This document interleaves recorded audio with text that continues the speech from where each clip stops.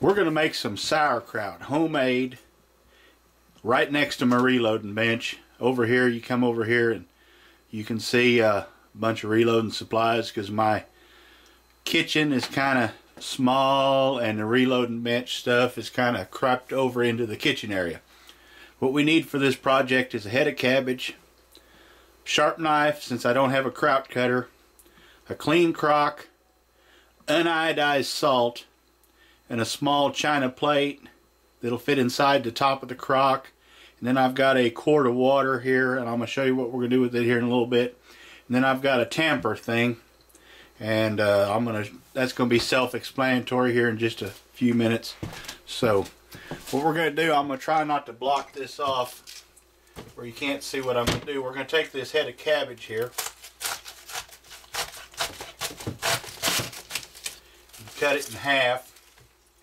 Set that part aside, and if you've got a kraut cutter, you can make it a lot finer than, but I'm going to make kind of a coarse kraut.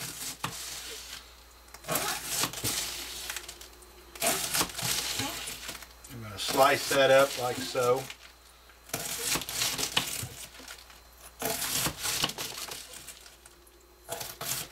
Try to get it as fine as you can.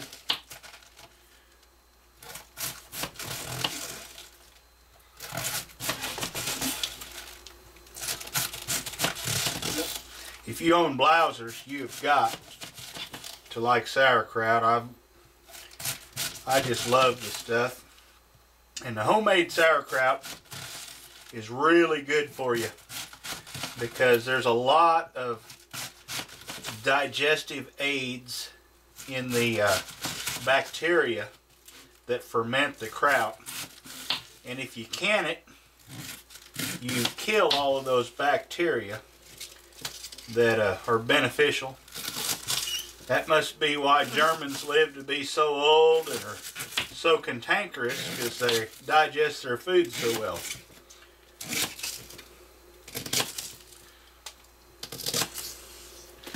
What we're going to do is we're going to take this crock here and we're going to dump some, we're going to put about a 1-inch layer of cabbage in the bottom of that, kind of shred it up pretty good. Then we're going to sprinkle some salt on there, not a lot, don't want to get too carried away. We're going to take this tamper thing, tamp it down flat.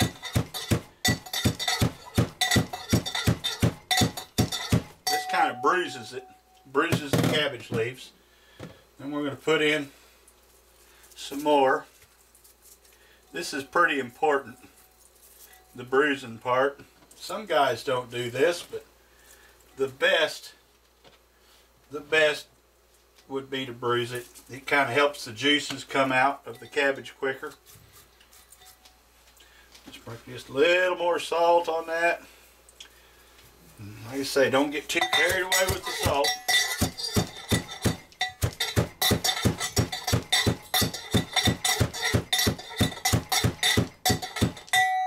Get it pretty good and flat.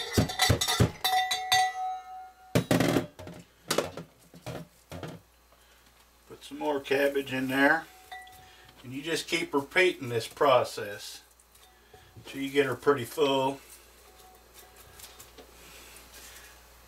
I'm making a small batch with just one head of cabbage. And like I said, I haven't been around this for 30 years. I cannot quite remember a lot of the little, may have been too much salt, but oh well, it'll be salty.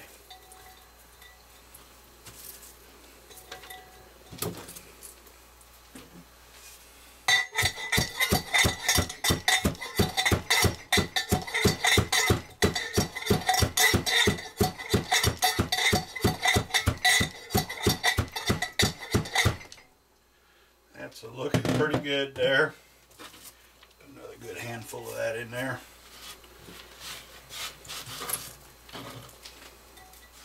This little crock's going to be just about the right size for just me. And what you want to do when you get your, we're going to set this crock in kind of the corner here.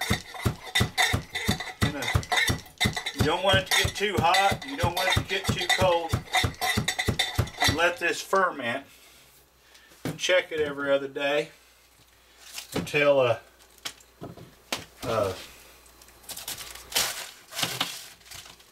it's fermented good enough to suit you. And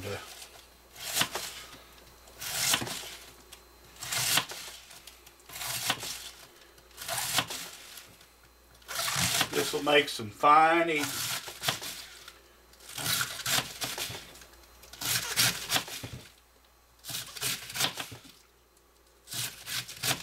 You're not supposed to cut yourself when you do this either, because they frown upon tips of fingers and stuff in the kraut.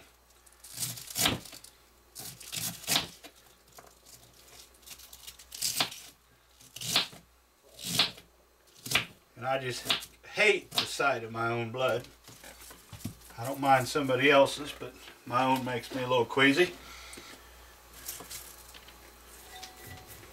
Get that all in there good. A little more salt.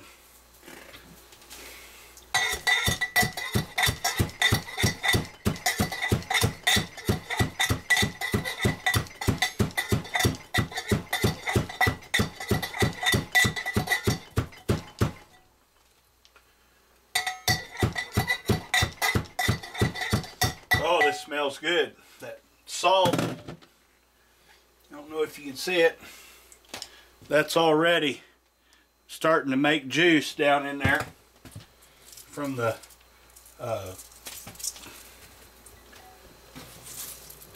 bruising the cabbage leaves.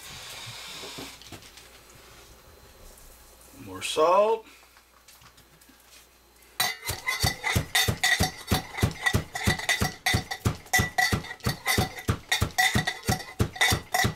When the kraut's done, in order to stop the fermentation process, what we'll do is we'll put the whole crock in the refrigerator, and it'll still continue to ferment very slowly, but by the time the guy gets this all eat up, it'll be time to make another batch.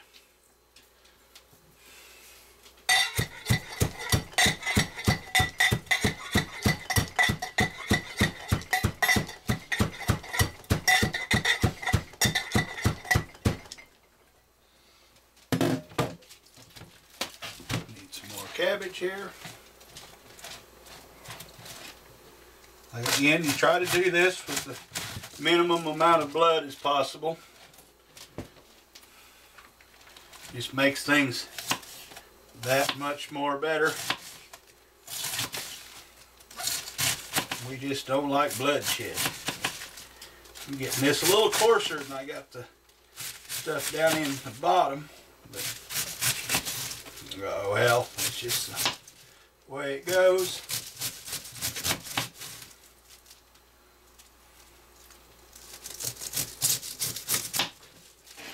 I wonder how many Germans still make their own kraut.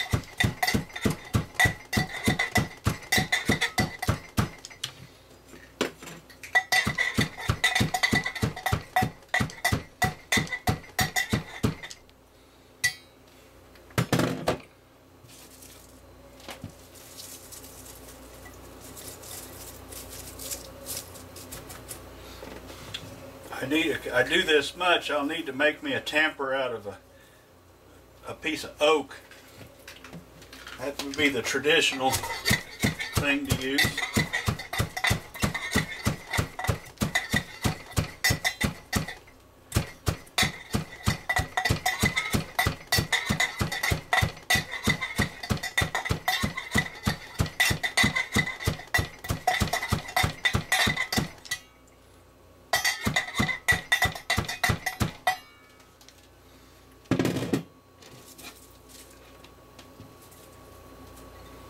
Just layer it in there.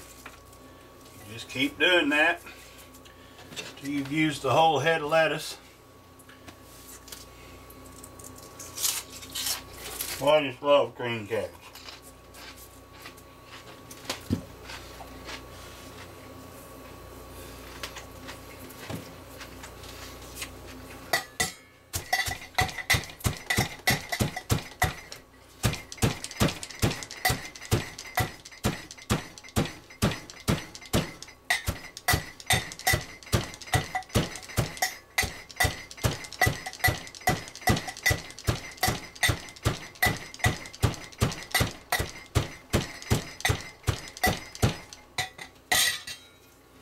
Getting real close to the end of this project.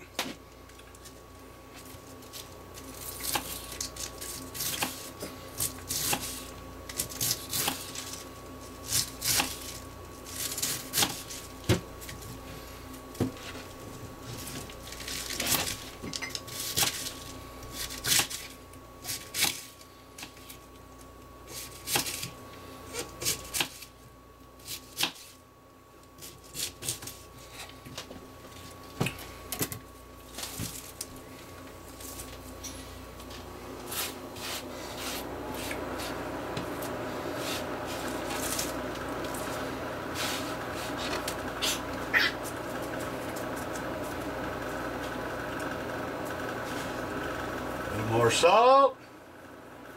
I didn't put too much in, but I don't think I did.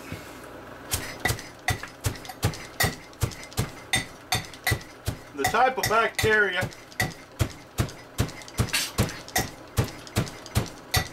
that creates the fermentation process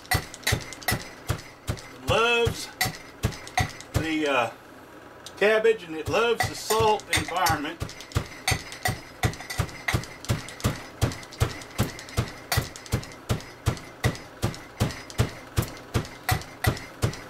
That's what makes this whole thing work.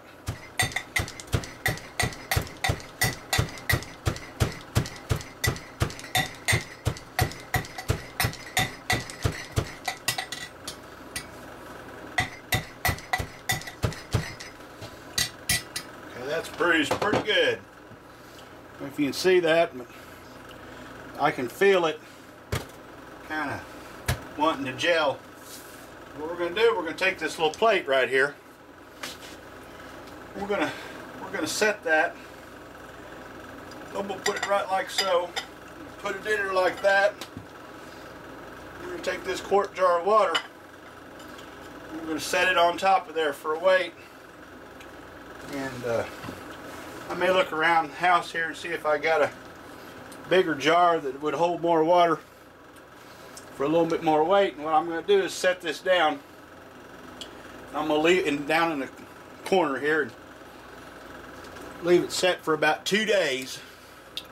And I'm going to pull that lid off of there, and I'm going to, some people stir it a little bit, some people don't, but I'm going to pull it all off there and eyeball it and see what it's looking like. We should have some real good sauerkraut here in 4 or 5 days.